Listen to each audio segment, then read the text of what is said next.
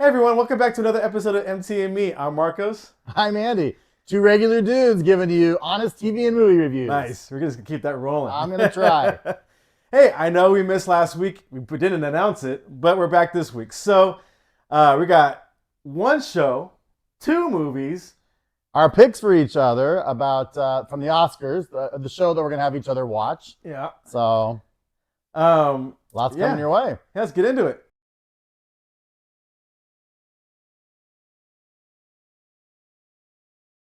Hey, the show we're reviewing this week is Ted Lasso on Apple. About time. About time. I know. This show was so good. First season was phenomenal. It picks up, where Ted Lasso was still coaching the team. They've just made it into like the majors. Into the Premier. The Premier, yeah. The Premier League. They lost that one coach. Nathan, thank you. And now Nathan is over. He's on a competing team now. Right, well, he's on the husband of the owner of the main team. I'm making it very complicated. No, forgetting all the names of the characters and everything. I don't know, what am I doing here? Right, no, that's good. But Rebecca's husband is the owner of the other team that Nathan now coaches for. Right. So, yeah, so that's where it's picking up on the story. So far, I'm enjoying it. It's Ted Lasso through and through. A great show. I mean, I can never say enough good things about Ted Lasso. It's a show with lots of heart, great messages. Jason Sudeikis does an incredible job as Ted Lasso. Mm-hmm. I love the fact that he's got his issues, he's got his things that he's dealing with, but at the core of his heart and of who he is as a person, he never wants to put people down. He always wants to look at the positive. Right. And I just think it's refreshing. I think it's refreshing to have a character like that on TV that is willing to be like, hey, I care about people and I want to see people succeed even if they're going against me. I mean, he's got a couple people going against him and he still tries to look at the good even in his enemies. Right. Even in the first episode, they show that contrast very well with Nathan taking a strike at Ted. Because all the pundits and all the people that were scoring the team or ranking the teams have their team dead last, and so he's got to somehow spin it to where the Ted Lasso way on a positive spin to bring light of everything. And the show is very uplifting. It's got a lot of heart, like you said, inspiring. So yeah, it's a great show. Yeah, and I think you can see why. Obviously, Jason Sudeikis, who plays Ted Lasso, Brett Goldstein, who plays Roy Kent, and then Hannah Waddingham, I can't say her name, Hannah Waddingham, who plays Rebecca, who's the boss. Mm-hmm. They are all Emmy winners for this show.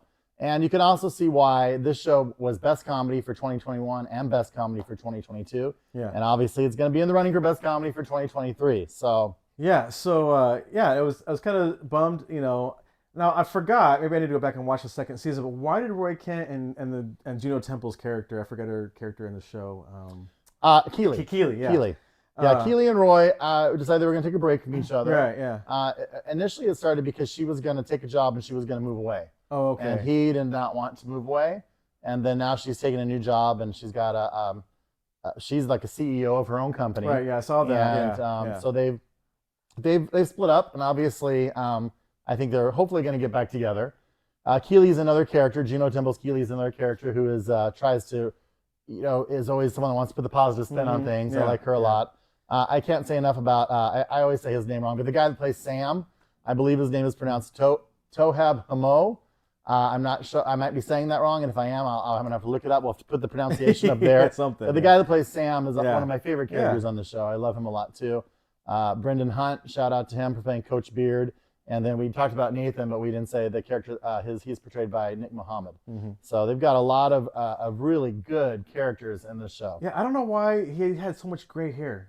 Did you notice that? Like, it kind of aged him a little bit. I don't know if they were trying to age him or if they were trying to add to his evil persona. I was like, why do you have so much gray hair? Because like the first 2 seasons, he wasn't gray. He had dark black hair, and the show's only been going on for what three years. Yeah. It's kind of like he's very salt and pepper in this. But it will be very interesting to see because Nathan would have been nothing without Ted. Oh, yeah. And so as it goes on, although right now they've been pitted against each other, I don't know. I'm really intrigued by that. I'm also intrigued by the idea that they've got this reporter now that's coming in to write a story about everybody. And, of course, Roy Kent didn't like that. Right.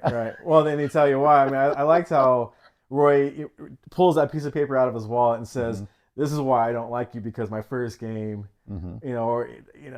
it said I was a horrible Mm-hmm. player, even though everybody else like thought I was great, Insignificant. insignificant, Yeah. coming out of the gates there." I think that was actually probably one of the most emotional sequences I've ever seen from Roy Kent. I mean, his character, and obviously, he's Goldstein is amazing. He also is one of the Goldstein and Sudeikis are creators and writers behind this show as well. So, but to always unveil a new layer to a character for me is refreshing, especially on a show like Ted Lasso, which I can't say enough wonderful things about. I love this show. Yeah, I'm sure it'll do well for the rest of the season and probably win some more awards. What would you rate Ted Lasso? I'd probably give it a 9 out of 10, man. It's a great show. If you haven't seen it, please see it. I think it's going to be pretty high. I'm going to give it a 10. So yeah. 10 for me. It's right now, as far as comedies go, it's my favorite comedy on television. So. Right. Yeah. It's and I've been looking for comedies recently because there's so many dramas, there's so many fantasy shows or sci-fi shows. I'm in the market for a comedy that I can just relax and watch without having to think too much about. And it's hard. It's hard to find a good comedy anymore. I don't know why. A lot of comedies are just I don't know. So I agree. It's hard to find a good one. So if you like a good comedy, you like something that's different, you like something that's positive, Ted Lasso is definitely the show for you. And obviously you saw it got some good scores from us. Yeah. So. And if there's a comedy you're watching that we don't know about, let us know in the comments so we can check it out. Because like I said, there's some corny ones out there, and I really need something good. Something good, not corny. Yeah.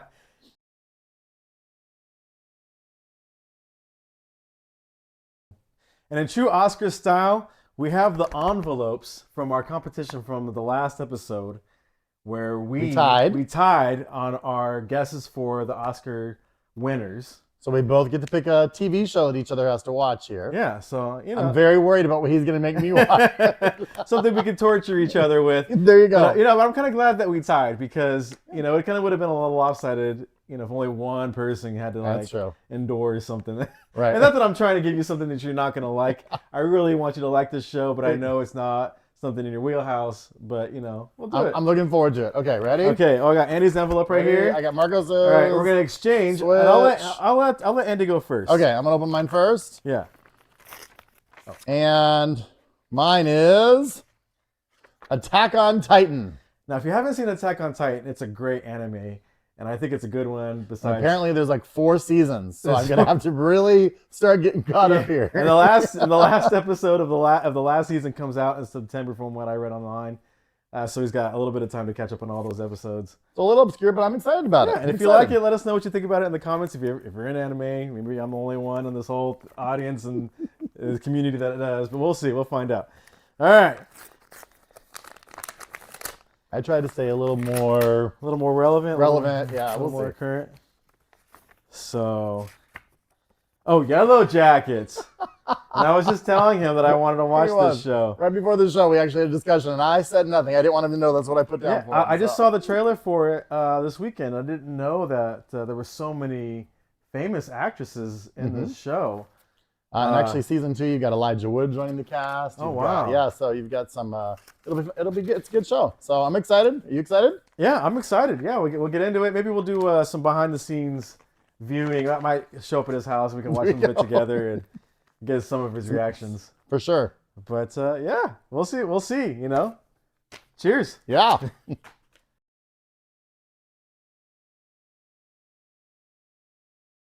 And our first movie this week is Champions. It's a new Woody Harrelson movie. Woody plays a minor league basketball coach with a court order to coach a team of players with intellectual disabilities. Mm-hmm. Yeah, no, the story for me was heartwarming. A little predictable. You kind of knew what was going to happen, but everyone involved I had a smile on my face from beginning to end. I really enjoyed the movie. It was a lot of fun. I always like to see a movie where a character has an evolution, where they kind of change. And when this movie starts, you kind of really dislike Woody. I mean, he loves basketball to the point where he thinks he's right all the time. He doesn't really care about the people. There's a scene where Ernie Hudson, who's a coach that he works for, tells him, "Do you know what this kid is going through? Do you know what this kid is going through?" Yeah. He has no idea what the people are going through because he's so focused on just the game itself. Right. So throughout the course of the movie, it's nice to see him actually develop this care for people. the people that play basketball rather than just the game of basketball itself. Right. Yeah, that was the biggest thing about his character development was building these connections with his players and the people that surround him. But yeah, I apologize. I don't know any of the characters or the actors' names, but I love the main character, that the girl that he ends up with, Caitlin Olsen. Kate Olsen. Yeah, Yeah, her little brother. He doesn't want to take a shower, so he smells really bad. Oh wow! And how Woody gets him to get into the shower to save, because he loves animals, so he wants to save this stray mouse or rat that's floating around the gym. He's in the shower, and he's like, if you want to save the mouse, you got to get in the shower and get clean and everything. So I love that part. I mean, the true Woody Harrelson, Caitlin Olsen, Ernie Hudson, but the true stars of this movie really are the actors with the intellectual disabilities. Yeah. I mean, they do a phenomenal job in this movie. The character that doesn't want to shower. You've got a female character that she's just the boss. She's in charge. She wants to tell them all what to do. I can't think of her name right now either. But you're just chanting her one name.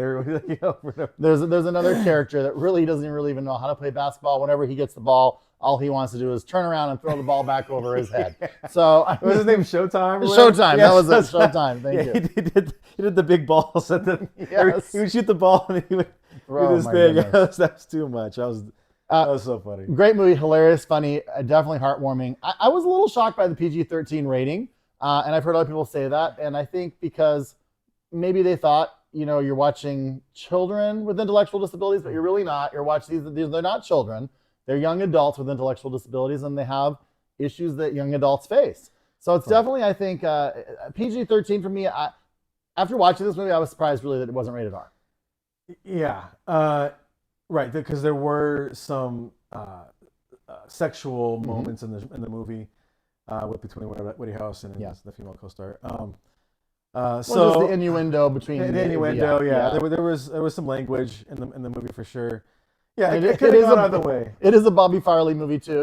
He's the one that did Something About Mary and Hall Pass and Dumb and Dumber. I didn't know that he did all those movies. Okay. So he's the one that did this movie, and his movies sometimes are known for kind of their crude humor. I don't think it was really crude. I just think it was, I don't know. Maybe the object of having this as a PG-13 was so that people would go see it. Maybe, and I hope so, because I hope people do see it. It's definitely a very heartwarming movie. Yeah. It's if you're a teacher or if you're in a coach or any position of leadership, it's really inspiring to watch it and kind of maybe refresh your juices for even continuing to lead whatever program you're in. But I enjoyed it. What would you give it if? I think I'm going to give it an 8. Yeah, I'd probably give it a 7 myself. Always is a little. I'm always a little like it could be a little better. Right. But I did want to do a shout out. Cheech Marin is in this movie, and obviously since he's got a lot of connections to the Riverside, California area now with the Cheech Museum, right? It was nice to see him. He may have been a little underused in this movie, but his character obviously, was important to the helping out the adults with intellectual disabilities, and it was good to see him in this as well. So, yeah. Shazam! Fury of the Gods. Wow, this movie. I just have to say, I really liked the first Shazam. I mean, I really thought the first Shazam was very well done, very creative, very original and new. And I didn't totally dislike this one, but I found this one to be very just mediocre. Yeah, it's, I think it's fatigue with the superhero stuff. Like even the Marvel series stuff, like I really don't care right now. Like there's no urge for me to see the next superhero movie, even though I do go still see them, but it isn't like it was 5 years ago. Right. And this movie might have been good 15 years ago because of the spectacle of it all, but spectacle, sorry. But this movie is very average now, I guess, in comparison to other superhero movies. But it wasn't a bad movie though. No, I didn't think it was bad. You've got Billy Batson, obviously, who is Asher Angel is the young character, and obviously then Zachary Levi is the older character. And now it's not just him anymore. Now it's all his friends. So when they yell Shazam, they all turn into superheroes. So now you've got a group of superheroes. So I agree with you. Maybe just too much. I also felt like in this movie it was too much Zachary Levi. I know that's kind of maybe a weird thing for me to say, But I felt like in the original, they kind of based it more on Asher Angel. And then when he was the main character, and then Zachary Levi was his alter ego as Shazam, Right. but he wasn't Shazam the whole movie. Right. Yeah. There was a lot of character development. Yeah. Whereas in this movie, I felt like he was Shazam more than he was himself. Right. Obviously, I want to do a shout out though to Jack Dylan Grazer, who plays Freddy. To me, this movie, Freddy's the one that kept me in this movie because I feel like he was actually my favorite character in this. And there is more of Freddy as himself, as Jack Dylan Grazer, rather than as his alter ego. And I just forgot who his alter ego was, and it's oh my goodness. But he as the star that plays his alter ego, and I felt like the balance between those two characters worked for me. And that's maybe what I would have liked to have seen more from Shazam and Zachary Levi and Asher Angel. So, but shout out to the guy that plays Freddy. He did a great job, Jack Dylan Grazer. Yeah, so. and then the sister, the older sister. Yes. And the first movie, they had a different actress playing the superpowered version of her. Yes. And then this movie, they kept the same actress between both parts. That was a good catch. I don't think I caught that. So. Yeah, so I think I saw something online about it and how it kind of sticks with the canon of the books, but I don't think I've ever read the Shazam book. But Helen Mirren is always fun. But then again, I think you introduced this other character, Lucy Liu. I don't know. I never feel like, for a bad guy, I was like, oh, she's a bad guy. Oh, I didn't really find myself. Yeah, very one-dimensional bad guy. There's no deviating from her path. Right. Even though Helen Mirren, she does kind of have to play like a Helen Mirren could read the phone book and do an amazing job. Yeah. She's a great all-around actress. Yeah. But this one, I think, maybe is suffering from fatigue because even the box office for this one is low. Yeah. I just heard that after week 2 of the box office, after 10 days of the box office, it hasn't even equaled what made its first weekend with the original. So it's hurting a little bit at the box office. I think it's definitely a very family-friendly movie. If you're looking for something for the whole family to see, go see this. It's fun. It's got Wednesday in it, so there you go. So was she in that? Yeah, not Wednesday. I'm sorry. It was the girl from the musical. Yes, from West Side Story. West Side Story. I'm sorry. Yeah. Rachel Ziegler. Ziegler. Gotcha. I corrected myself. You did. Good catch. I didn't think about that one for a second. Yeah, I don't know why I thought that was her for a second, but then I was like, wait a minute, that's not her. Right. Yeah. So for me, I would say the original Shazam, I would have given an 8. What would you give this one? The original Shazam? What would you give the original, I guess? Would you have given the original higher, obviously? I probably would have given it probably a 7 or an 8. This one, Shazam 2, I probably would have given probably a 6. I was thinking 5, but I think I'm gonna go 6 too, just because of some of the good performances and just just the fun factor. Yeah. So yeah, they got a little introduction of, not introduction, but they fit Wonder Woman in the movie. Oh, that was good. And his infatuation with her, so right. I thought like I said, I thought the movie wasn't bad. It just wasn't up to par with the other ones, or that it just wasn't anything special about the movie. I agree. A little mediocre, a little predictable. And then going into it, knowing that this is the last kind of like run of these characters, because I don't think they're coming back. Are they coming back for another movie? I know heard. Like I saw the stuff about Black Adam and The Rock maybe not being canceled. I know. Well, that's what I'm saying. Like with the poor box office numbers and just the direction that DC is taking, and I saw something about how they're going to try to reboot the whole series. They are. So all the characters are gone anyway. So it's kind of like, I guess I'm watching this, but there's no anything. There's nothing in the future to look forward to about any of these characters. So, we'll see how everything shakes out. I'm right there with you. But as far as all the movies, all the shows we watched this week, this would definitely be the one that would earn our family-friendly rating this week. Yeah. So Shazam. Yeah, Shazam. Yeah, going to a family-friendly rating, I would basically give it a 4 to 5. Yeah, I agreed. Yeah, definitely will. As always, thank you for all your support, and stay tuned the next several weeks. We've got a lot of big movies coming your way. John Wick, Dungeons and Dragons, Super Mario Brothers. I think even Flash is coming out in a while. Oh yeah. Didn't mention that earlier, but yeah, Flash. I don't know about this one. I'm a little worried about. We'll see. Yeah, I'm sure it'll come up on our review. There you go. And thank you everyone who subscribed to our channel. We broke 1,000 subscribers. Nice.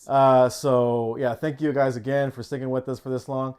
And just, I was going to say, our earlier ratings are archived on our Facebook page. So if you are following us on the Facebook page, you can see those. Go back and look at some of the other ratings if you want to go back and review any of the other episodes for those shows that you see archived there, they are available as well. Yeah, and like and subscribe. It really helps us out. And we appreciate you sticking with us to the end of the show. And we'll see you next time. Absolutely. Thank you, everybody.